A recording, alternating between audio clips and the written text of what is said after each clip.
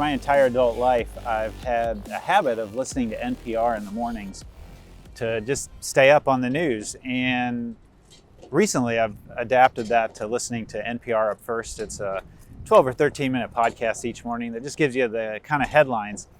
And this past summer, there was this one morning where I was listening and my kids get up and Micah is standing over the speaker, and the news that morning was not good. Haiti's president had just been assassinated. There were Cuban protests against the government for food and medicine shortages. The Taliban was gaining ground in Afghanistan, and we know where that went now. And the wildfires out west were creating their own microclimates. Micah stood over the speaker and he said to me, "The news is always bad. The world is ending." So now I listen to the news in my earpods. You know, sometimes it does feel like the world is ending or the sky is falling. You know that phrase, don't you? The story of Chicken Little. Chicken Little standing under an acorn tree, and an acorn falls and hits him on the head, and he thinks, the sky is falling, the sky is falling. So he runs and he meets up with Henny Penny, and he tells Henny Penny, the sky is falling. And Henny Penny and Chicken Little run and they find Loosey Goosey and they say, the sky is falling. And Loosey Goosey and Henny Penny and Chicken Little run and they find Turkey Lurkey and they say, the sky is falling. And the whole of them keep running, and eventually they get to Foxy Loxy and they tell Foxy Loxy the sky is falling. And Foxy Loxy says, well, I know what to do. Come on in my den. And they're never heard from again. Now, this story actually comes from a 6th century Buddhist story originally, and the main character wasn't a chicken, it was a hare or a rabbit.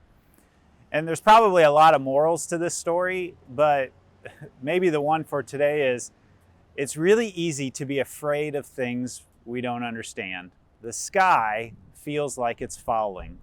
Throughout this series, we've been using the acronym for FEAR, false events appearing real.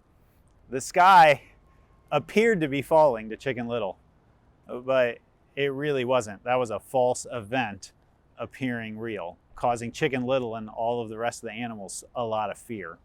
Sometimes it really does feel like the sky is falling, and I get asked the question as a pastor about biblical prophecy and whether this is the end times or not. And you know what? Fear sells, and fear and religion sell even more. So if you donate $75 to our ministry right now, we'll send you a free book and all of these sermon series and the answers to all of your end times questions.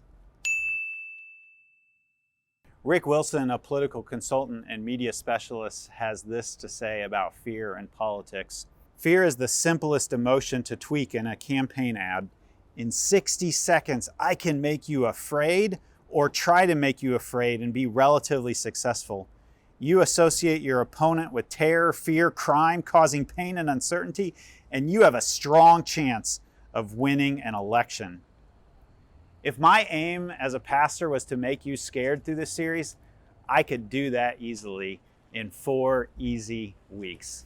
So here's a question I want to ask you right now. Where do you feel like the sky is falling? Let's talk about that.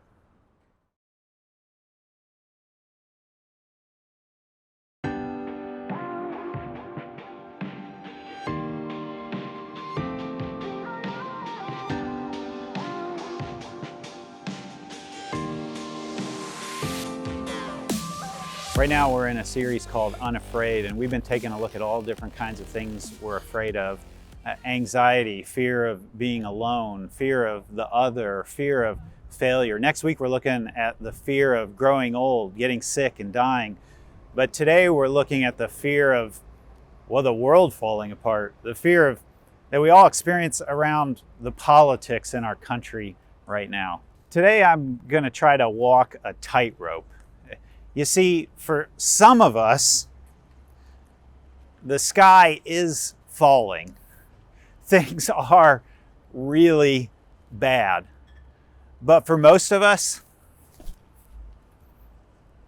the fear that the sky is falling is driving us to our worst selves. You see, for those of us who are on the underside of power, for those of us who have health issues or are unemployed, all of those things that happen in the building back there, or the capital of our nation, they have real consequences. Political decisions about healthcare, about taxes, about voting have real life consequences, especially for those who are struggling. And, by the way, we would solve a lot of problems if we replaced the word but with and. We are so amped up on fear that we are failing to faithfully follow Jesus and love those who we would consider our enemies. How do we stay motivated to find the wisdom, to look for solutions around justice and equity, and keep those who need to be part of the conversation engaged for the solution? Here's the bedrock scripture that I want to lean on today. It's from Psalm 46. God is our refuge and strength, always ready to help in times of trouble. So we will not fear when earthquakes come and the mountains crumble into the sea. Let the oceans roar and foam. Let the mountains tremble as the waters surge. Here's what I love about Psalm 46. The sky really is falling. There are earthquakes and the mountains are crumbling into the sea. And yet Psalm 46 points us to a bedrock truth today. And that bedrock truth is this: even if the sky is falling, God is our refuge and strength. Like me listening to NPR each morning with Micah, some of us consume bad news every single day, over and over and over. And in the same way that you are what you eat, you become the news that you consume. So if you're struggling with the fear that the sky is falling, that the whole political world is falling apart, maybe right now is time to reconsider the consumption of your news. Unless you're a world leader, you are not Atlas holding the world on your shoulders, making sure that you know all of the news that's happening. So here's a question I'd like for us to talk about. How much news, both traditional and on social media, do you consume? And how much of it is fearful? Let's talk about that.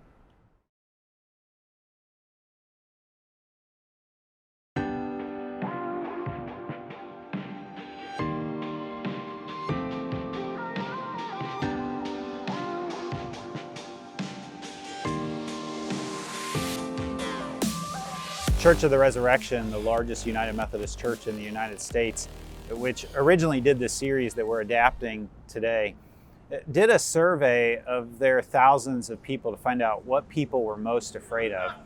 And they found there was a big distinction between those who were under 50 and those who were over 50. For those who were under 50, the biggest fear that they had was the fear of failure. That was what we talked about last week. So if you missed that message, go back and check it out. But for those who are over 50, the biggest fear that they had was that the sky was falling, the direction of our country. Chapman University has a long-running poll as well, or survey of what Americans most fear. And the results that they found year after year are, well, in many ways not surprising. The first fear of Americans in 2020 and 2021 was the fear of government corruption. That was the number one fear, 6th year in running. That beat out the fear of people I love dying and a loved one contracting COVID. Almost 80% of people fear corruption of government, whereas dying and COVID get a mere 58%. Gallup takes a poll as well about how people are satisfied with the direction of our country. And they found that in January of 2020, 41% of people were satisfied. That's less than half. And in January of 2021, guess what that number plummeted to? 11%. 1/10 of our country was satisfied with the direction of our country in January of 2021. Now, this number improves if the party that you voted for is in the White House, or maybe in this house behind us here. Here's the irony of what Gallup found, though. Because when they asked whether people were satisfied with the personal direction of their lives, not the country, but their life, they found something entirely different. In January 2020, they found that 90% were satisfied with the direction of life. 90%, January 2020. That was a new high. But what was coming? Yeah, a worldwide pandemic. Well, guess what they found the answer to that question was in January of 2021? How far do you think that dropped? Not as far as you might imagine. They found that 82% of people were still satisfied with the direction of their life. Do you see the irony there? Only 11% of people were satisfied with the direction of the country, but 82% were satisfied with the direction of their personal life. In their book, Anxious Politics, Bethany Albertson and Shauna Kushner-Gadarian say, when we're afraid, we look for news that confirms our worst fears. After 9/11, how many hours did you watch those planes slam into the World Trade Center? Over and over and over again. And on January 6th, how many times did you watch those rioters climb and scale the walls of the Capitol at Washington, D.C.? Over and over again. How divided we are as a country and also as Christians. And I, as a pastor, sometimes get stuck in the middle. I get people who come to me and complain, we don't talk about political stuff enough. And then on the other side, I get people who complain, we talk about political stuff too much. Well, we're a church. We're not a news talk show, not a current events show, although we do engage current events on a regular basis. And yes, our faith does come to bear on how we live life together, how we organize life together, and there's that word again. I can't rewrite my sermon from the time that we film it to the Sunday that it goes up every single week. That's just not possible. And that's not even to mention that I'm not an expert on every political issue that's out there. I haven't studied all of these things. There are a couple of things that I am an expert on. I'm an expert on the Bible and the history of biblical interpretation. I'm an expert on spiritual formation and how you more faithfully follow Jesus, especially in the Wesleyan tradition. And I'm an expert on running a volunteer organization called a church. I have had people over the years tell me that they didn't feel like their perspective was safe here because of something that I said, or in some cases, stuff that y'all have said out on social media. But my question to them always is this: if you leave, who will represent your perspective here with us? Who will be that person? Don't let each other just become a two-dimensional social media post. Sit down, talk it out, have a conversation, listen to one another. Try to understand more than be understood. Be curious about what the other person thinks and why they think it and what's led them to believe that. Have a real conversation, a conversation that's full of nuance and complication and doesn't turn that person who disagrees with you into just a two-dimensional social media post. Stick it out. Make a radical commitment to be in community together, even with people you disagree with. The defining mark of the Christian life isn't being politically or ideologically correct. The defining mark of the political life is how we love one another. Jesus said this: your love for one another will prove to the world that you are my disciples. That love is both individual and corporate and communal. It's about the decisions that I make as the pastor, but it's also about the decisions that we make together. Jesus had a diverse set of closest friends and followers. On the one hand, he had Simon the Zealot, who was a violent resistor to the Roman Empire. He thought it was okay to kill a Roman soldier in a crowd. And on the other hand, he had Matthew, the tax collector, who would have been considered a Roman sellout, an assimilation to the Roman Empire.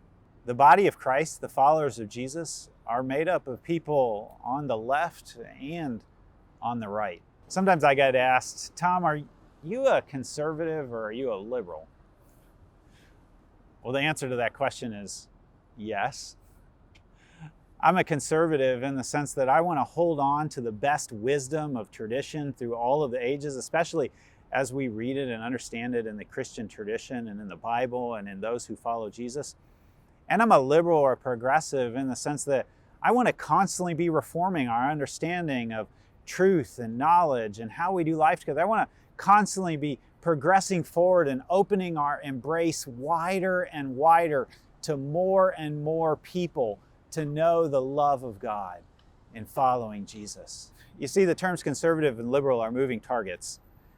If you consider yourself a conservative, there's always somebody who's more conservative than you. And if you consider yourself a liberal, there's always somebody who's more liberal than you are. In this message, I wanted to tackle one political issue and explore it from a biblical perspective. So I threw this question out on Facebook to see what political issue you wanted me to tackle in this message. Here's my Facebook post.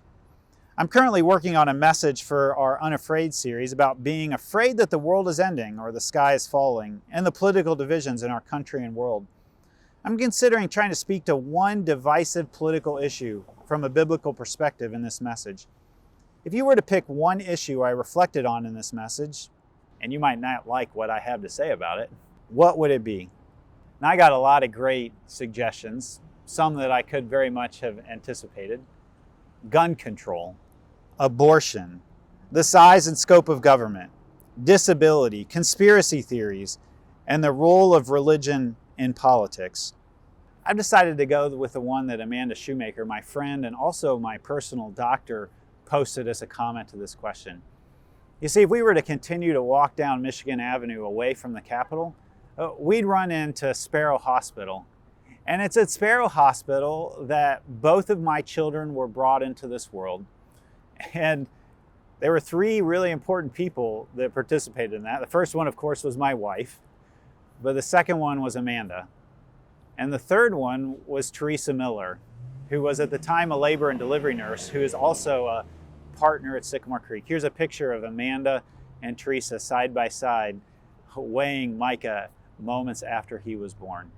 Amanda posted this question for me to deal with in this message. Public health shouldn't be political, but since it is, ... I guess those ellipses are mine to fill in. Well, before I explore public health from a biblical perspective, I want to ask you this question. What does the Bible say about public health? And how would you answer Amanda's question? Let's talk about that.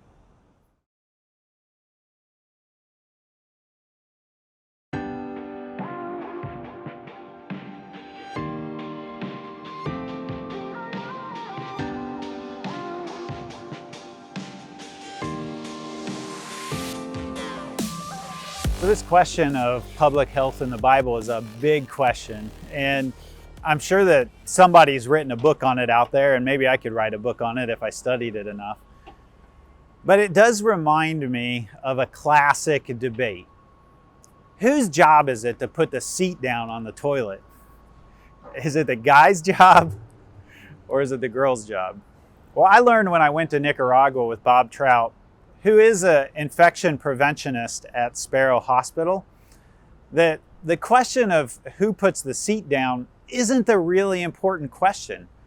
The really important question for public health is who puts the lid down. And the answer, according to Bob, is that all of us should put the lid down. Because you know what happens if you don't put the lid down? The flies go down into the outhouse, they go down into the toilet, and they do their fly thing on your poo in the toilet, and then they fly around the house and they do their fly thing on you and your loved ones. And nobody wants that. Now you may wonder, what in the world does this have to do with the Bible and public health? Well, this question of taking care of your poo is a question that the Bible is actually interested in. It reminds me of my favorite verse from Deuteronomy. In fact, it's the backpacker's theme verse. And I'm so excited to share it with you today because I've never been able to preach on this verse in a way that actually makes sense other than just it being silly. The backpackers theme verse is found in Deuteronomy chapter 23. And here's how it reads. Mark out an area outside the camp where you can go to relieve yourselves. Along with your weapons, have a stick with you. After you relieve yourself, dig a hole with the stick and cover your excrement. God, your God, strolls through your camp. Did you catch what the writer of Deuteronomy was actually saying there? If you poo in the camp, God might step in it. And we don't want that. The Bible is full of all kinds of books. It's like different sections of the bookstore. And the book of Deuteronomy would be in the section of the bookstore called Civil Law. In other words, how we do life together. And it turns out that when you're talking about civil law, you end up in public health with things like toilets and sanitation systems. And the Bible is really practical about this. Here the Israelites are wandering through the wilderness, and if somebody's not paying attention to who does what where, somebody else is going to step in it. And not just anybody, God strolls through your camp. God strolls through your camp. So keep your camp healthy and holy. In fact, Deuteronomy goes on to say, God is present to deliver you and give you victory over your enemies. Keep your camp holy. Don't permit anything indecent or offensive in God's eyes. Your poo out in public is an unholy sight, even to God. Now, the Bible doesn't actually have a concept of democracy in it. The writers of the Bible couldn't have imagined people voting for their leaders. The three kinds of government that the Bible knows about are theocracy, God is in charge. Moses goes up to the mountain, gets the law, comes back down and tells people what God said. The second is monarchy, with kings and queens.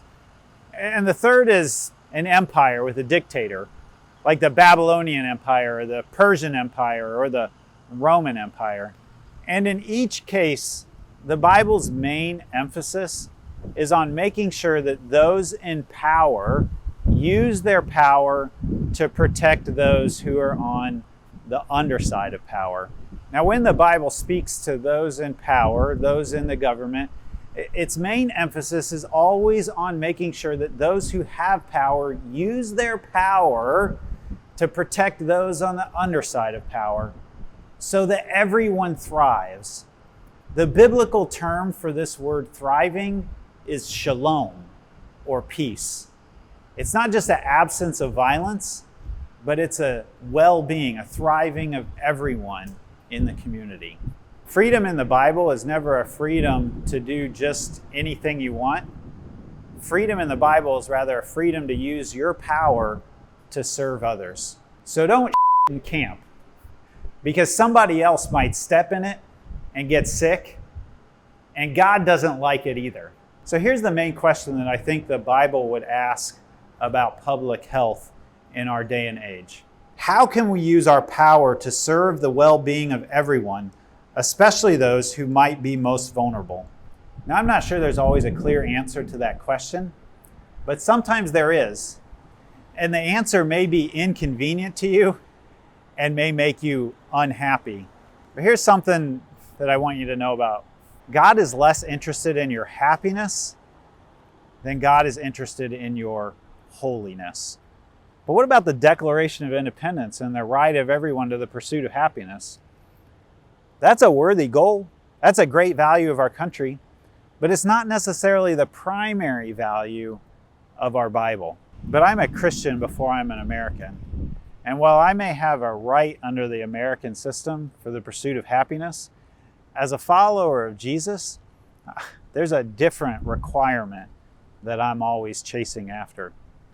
So here's a question I want us to talk about right now. Where can you use your power or freedom this week to serve somebody?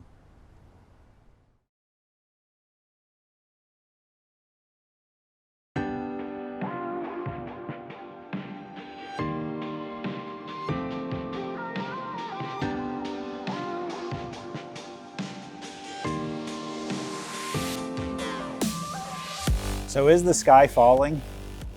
Our government can make a big impact on people's lives, both positively and negatively, especially for those who are on the underside of power. And ultimately, peace doesn't come from our government. Going back to Psalm 46, God is our refuge and strength. When you feel like the sky is falling, and especially when it is, certainly take action, do the just thing, but also don't forget what Psalm 46 says just a couple of verses later. Be still and know that God is God. Let's take a moment to do that right now. Let's just be still in the midst of these pillars of power, in the shadow of the Capitol here. Let's be still and know that while there are things happening behind those doors, God is still God. Take your hands with me just for a moment and put them down on your knees and take a big, deep breath in and let it out. Take another big, deep breath in and let it out. And then turn your hands up and let that be a symbol of receiving the grace of God in the midst of your fear that the sky is falling. Take a big, deep breath in and out. In and out.